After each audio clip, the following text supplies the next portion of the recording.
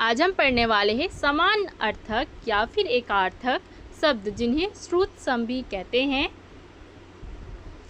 तो क्या होता है कि हिंदी भाषा में कुछ ऐसे शब्दों का प्रयोग किया जाता है जिसको सामान्य तौर पर अगर देखा जाए तो वो कैसे लगते हैं, समान अर्थ वाले लगते हैं, लेकिन अगर उनके अर्थ को देखा जाए तो उसमें क्या होता है, बिल्कुल सूक्ष्म अंतर होता है। इन समानार्थक या एकार्थक प्रतीत होने वाले शब्दों में अर्थगत भिन्नता होती है। चलिए इस उदाहरण के साथ समझते हैं। सबसे पहला है अधर्म। ठीक है, दो शब्द लेते हैं, एक होता है अधर्म, दूसरा होता है अन्याय। दोनों को अगर आप देखते हैं तो क्या आपको प्रतीत होता है उसके सामान्य तौर पर कि किसी के साथ कुछ गलत हो रहा है उसे हम अधर्म हो रहा है या फिर अन्याय हो रहा है बोलते हैं। ठीक है, लेकिन अधर्म क्या होता है, अगर हम उसके अर्थ को देखें तो अधर्म होता है धर्म के विरुद्ध कोई भी जब कार्य हो रहा है तो वो होता है अधर्म। और अन्याय क्या होता है, जब न्याय के विरुद्ध कोई कार्य होता है तो उसे हम अन्याय कहते हैं।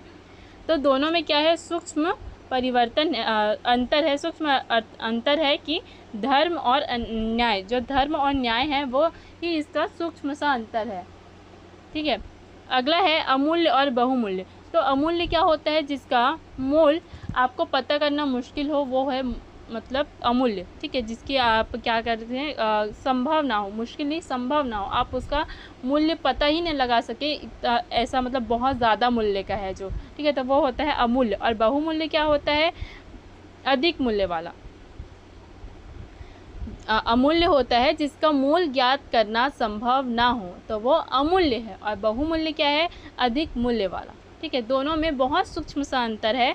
और है अगला अवस्था और आयु। तो अवस्था क्या होता है, आयु का एक भाग होता है, जैसे बाल्यावस्था बोलते हैं, ठीक है, वृद्धावस्था बोलते हैं, युवावस्था बोलते हैं। तो ये पूरा आपका जो जीवन है उसका क्या हुआ है, भाग हुआ है, समझिए। तो वो एक अवस्था है पूरे आयु का। और आयु क्या होता है, संपूर्ण अब आपका उम्र बोलिए वो आयु होता है। ठीक है, अगला है अस्त्र और दूसरा है शस्त्र। अस्त्र क्या होता है, फेंक कर चलाया जाने वाला हथियार, जो भी हथियार फेंक कर चलाया जाता है जैसे बाण, तोप।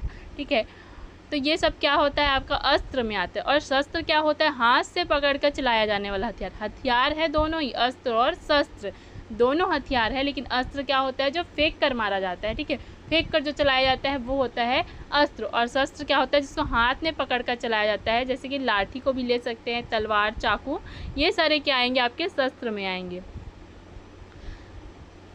अगला है आपका आपत्ति। ठीक है, तो आपत्ति और विपत्ति। आपत्ति क्या होता है, अचानक आया हुआ संकट, उसे हम आपत्ति कहते हैं, या फिर क्लेश या फिर दोष। लेकिन विपत्ति किसको कहते हैं, प्राकृतिक आपदा, कष्ट और मुसीबत। अगर कोई मुसीबत है, कष्ट है या फिर प्राकृतिक आपदा है, ठीक है, तो उसे विपत्ति कहेंगे। प्राकृतिक आपदा मतलब बहुत बड़ा। ठीक है, और अचानक आया हुआ संकट, क्लेश या दोष, ये छोटा छोटा है, समझिए। तो ये हो गया आपत्ति और विपत्ति, प्राकृतिक आपदा, कष्ट और मुसीबत को। आधि और व्याधि। आधि क्या होता है, मानसिक कष्ट। व्याधि क्या होता है, शारीरिक रोग। आधि और व्याधि बोलने में आपको ज़्यादा फर्क नज़र नहीं आ रहा है, लेकिन आधि का अर्थ होता है मानसिक कष्ट और व्याधि का मतलब होता है शारीरिक कष्ट, समझिए। ठीक है, तो कष्ट दोनों ही है और दोनों शरीर से ही जुड़ा हुआ है, लेकिन आधि जो है वो क्या है, मानसिक है, और व्याधि क्या है, शारीरिक रोग है। आविष्कार, अनुसंधान और अन्वेषण। तो आविष्कार क्या होता है, नई खोज। अगर कोई नई खोज होती है तो उसको क्या कहते हैं, आविष्कार हुआ है। अनुसंधान क्या होता है, किसी रहस्य की खोज करना या तथ्यों का विश्लेषण कर सिद्धांत प्रतिपादन।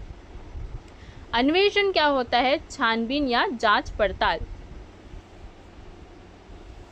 दुख और कष्ट। तो शारीरिक या मानसिक जब वेदना होता है तो उसे दुख कहते हैं, और कष्ट क्या कहते हैं, शारीरिक पीड़ा को। दुख क्या आएगा, शारीरिक या मानसिक वेदना, और कष्ट क्या होगा, शारीरिक पीड़ा। पुरस्कार किसे कहते हैं, योग्यता के कारण प्रदान किया जाता है उसे पुरस्कार कहते हैं। और भेंट किसे कहते हैं, आदर सहित, जो आदर के तौर पर आपको आदर के रूप में दिया जाता है वो होता है भेंट। और पुरस्कार क्या होता है, आपने अगर कोई आपके अंदर योग्यता है उसके लिए आपको अगर उपहार दिया जा रहा है, समझिए, तो वो होता है पुरस्कार। और भेंट क्या होता है, आपके आदर के लिए आपको सम्मानित किया जाता है, वो होता है आपका भेंट। और उपहार क्या होता है, छोटों को जो दिया जाता है वो होता है उपहार। सेवा और शुश्रूषा। सेवा होता है वृद्ध जनों या बड़ों की सेवा करना, और शुश्रूषा होता है रोगियों की सेवा करना। राजा और सम्राट में क्या अंतर होता है? किसी देश का शासक, राजा क्या होता है? किसी देश का शासक है तो उसे राजा कहेंगे, और सम्राट क्या होता है? राजाओं का राजा। ठीक है, राजाओं का राजा। इसको इस तरीके से समझ सकते हैं कि भारत में जितने भी राज्य हैं, हर राज्य को का एक मुख्यमंत्री समझिए, उस राज्य का वो राजा है। लेकिन जो पूरे जितने भी राज्य हैं उनके मुख्यमंत्री क्या हुए? एक एक राजा हुए। उन सभी राजाओं का प्रधानमंत्री क्या होता है? सम्राट होता है। इस तरीके से आप समझ सकते हैं। आज्ञा क्या है? बड़ों द्वारा छोटों को किसी कार्य के लिए कहना। बड़ों द्वारा छोटों को किसी कार्य के लिए कहना होता है आज्ञा। और आदेश क्या होता है?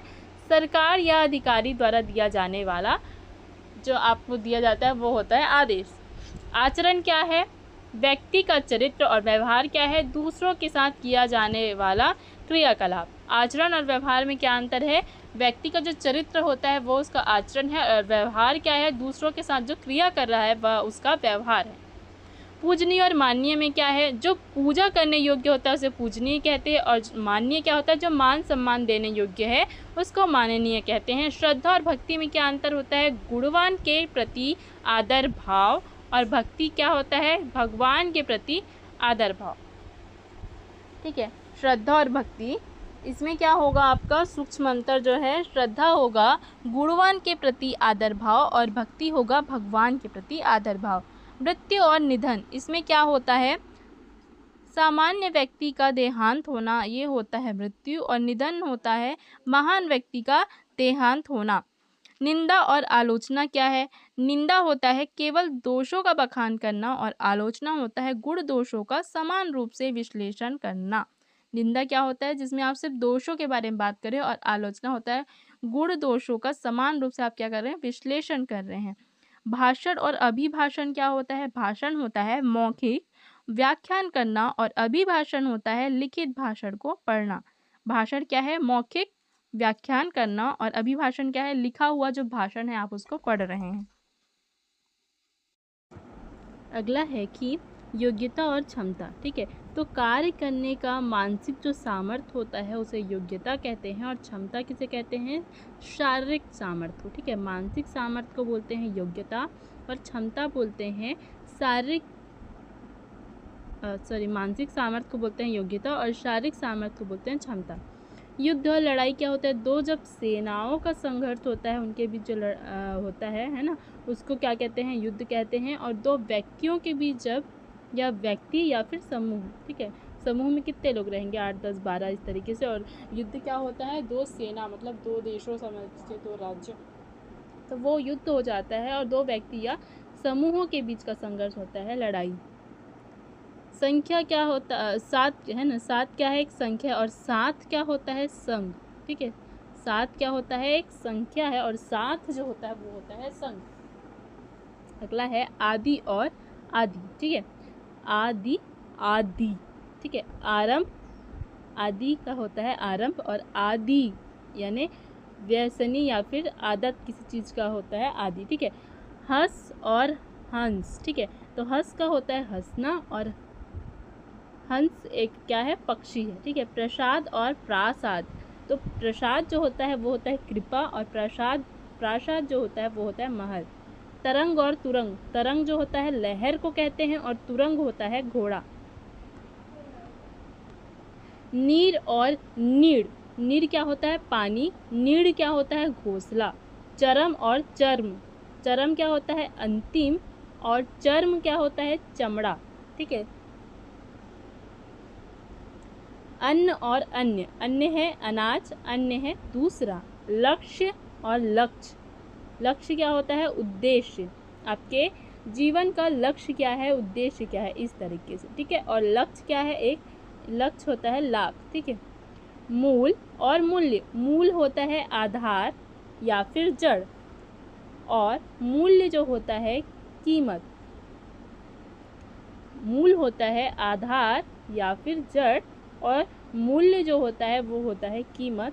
कृपण और कृपाण, कंजूस को कृपण कहते हैं और कृपाण कहते हैं तलवार को। तलवार का पर्यायवाची क्या मिल गया आपको? कृपाण। कंजूस का कृपण, ठीक है। शोक और शौक। शोक को क्या बोलते हैं? दुख। शौक क्या होता है? चाव। किसी चीज़ का आपको शौक है, जैसे कुछ खाने का, ठीक है, इस तरीके से नए नए कपड़ों का, तो शौक होता है चाव, आपको किसी चीज़ का चाव है, और शोक जो है दुख। उधार और उद्धार। उधार होता है ऋण, उद्धार होता है मुक्ति। अब देखिए कुछ प्रश्न। चांद का पर्यायवाची शब्द नहीं है। विधु, भानु, सुधाकर या निशाकर। चांद का पर्यायवाची क्या नहीं है? भानु। भानु क्या होता है? सूर्य का पर्यायवाची है। अश्व का पर्यायवाची शब्द नहीं है। हस्ती, घोड़ा, मीन या फिर सूत। स और फिर अ।